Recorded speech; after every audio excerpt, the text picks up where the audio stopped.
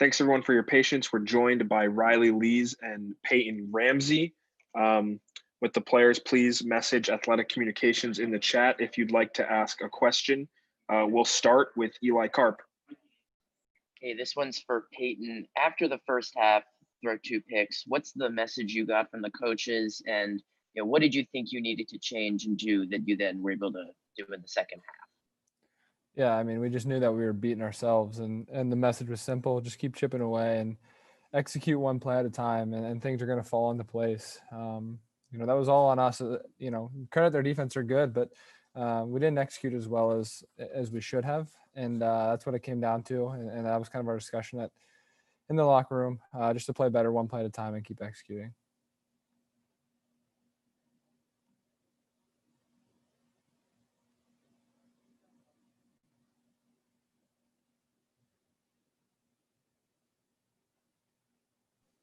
Next question for Peter Warren. Hey, Payne, how would you evaluate your performance today? Yeah, I mean, not my best for sure, especially there in the first half, struggled a little bit. But at the end of the day, made plays when we had to. A couple scrambles there, a couple big throws in the second half. But I can be better. I know I can. I've been better all week at practice, and just bouncing back and continuing to go to work and lead the guys. That's what it's all about. So, yeah, I can be better for sure. Next question for Ella Brockway. Hi, Peyton. John Rayne got his first touchdown in a Northwestern uniform today, and you made a couple passes, like 4 or 5 passes to him, I think. What did you see from him today, and what have you seen from him all season so far? Yeah, John's a really good player, really talented. He's a matchup problem for linebackers and safeties because he's so athletic there in space. And this is something we saw coming. We knew he was a good player. You saw it week 1 versus Maryland. He can get open. He can cause problems. Much improved blocker as well. So, we're excited he's on our team because he's definitely a playmaker. Next question for Greg Spernowski. Hey, Peyton. Can you talk me through kind of what you saw on that 10-yard spin move touchdown by Riley Lees? Yeah, just a simple progression for me. And if nobody's open, if they drop out, I check it down to Riley. And he was actually yelling at me before I threw the ball to that, clapping his hands up, telling me he was open. So he made a great play. Caught the ball, got vertical, and then reached out and got in the end zone. Awesome play. So it was good for us. Big momentum booster.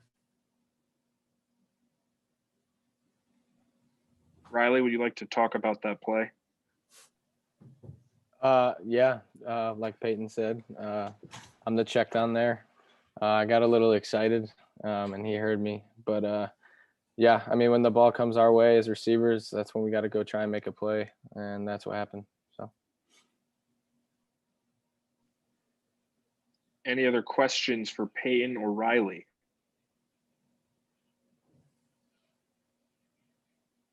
Great. Next question for Peter Warren.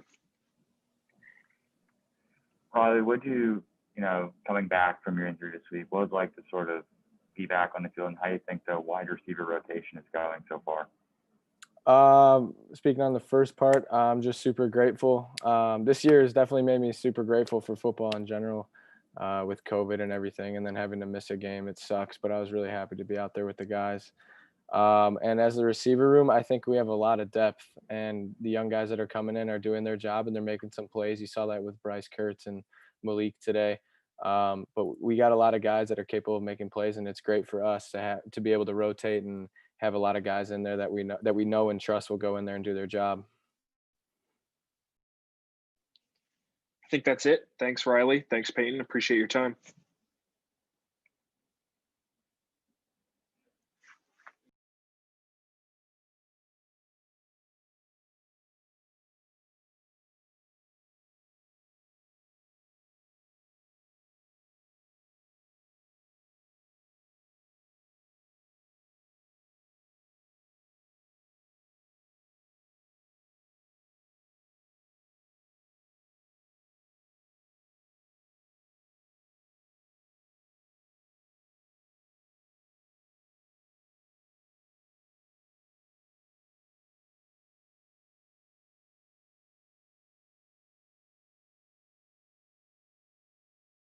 How you guys doing? Good.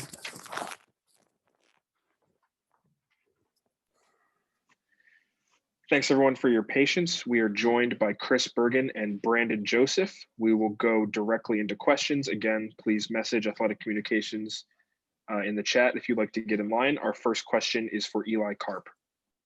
Hey, this one's for Chris. Starting linebackers combined for 38 tackles today. Can you describe the challenge of facing, a very dynamic, with the quarterbacks, the two of them? What's the challenge of facing that offense, and how is it different from last week? Well, as you guys saw, we let them get loose a few times out of the pocket, and that's what it creates. It creates another threat on the ground, and it's something you got to keep an eye on the whole game. And we could play a lot better in that aspect. We let Martinez and McCaffrey get loose way too many times, and that's on us as linebackers to contain and corral a player like that, knowing that that's what they're going to do, and that was their game plan. So we could be a lot better in that aspect. But to answer your question of what it brings, it just adds another layer to the threats that they could impose on us. Next question for Ella Brockway. Hi guys, this is for either one of you. This is the third straight game that you've held the opposing team to 0 points in the second half. What is the message at halftime among the defense that inspires you guys to come out and have such strong performances in the second half? BJ, you can start it. Yeah, we go in at halftime knowing that the game's not over yet. Whether that first game against Maryland, we were destroying them, it wasn't over yet. We're still playing. Whether it's this game or last game when it's close and we're down, we know we got to keep going. So that's the mindset that we have going into these second halves of the game's not over yet. We're going to have to keep pushing. And just to add on to what BJ's saying, like it's a 60-minute fight every game. And to go into halftime thinking that the game's over would be extremely immature, and that's not the kind of defense we feel like we are right now in this year.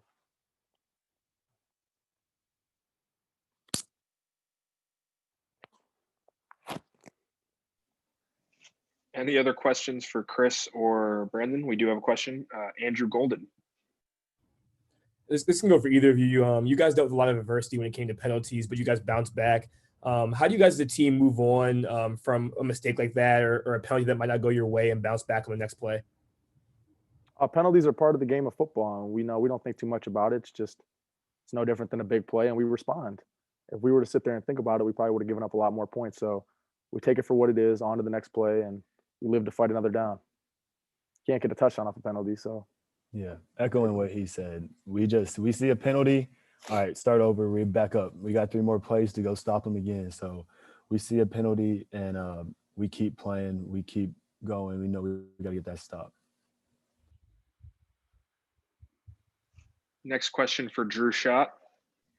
Hey guys, this can be applied to both of you. So you guys, your defense did a great job today stopping Nebraska in the red zone around holding them to field goals outside of that one touchdown. And Chris, your pick came in the red zone. Brandon, yours came in the end zone. Can you kind of speak a little about how you guys guard in the red zone and kind of what led to some of that success today? Well, we take it as it's a personal challenge, and like we say, threes don't beat us. So we get down to that red zone, we bow up and we fight, and we know exactly what it is and what's at stake, and how that can affect the game. Them scoring a touchdown versus a field goal is night and day in terms of momentum, in terms of their confidence, in terms of our confidence. So we take it as a challenge and we impose our will on them. Thanks, Chris. Thanks, Brandon. Appreciate your time. Thank you.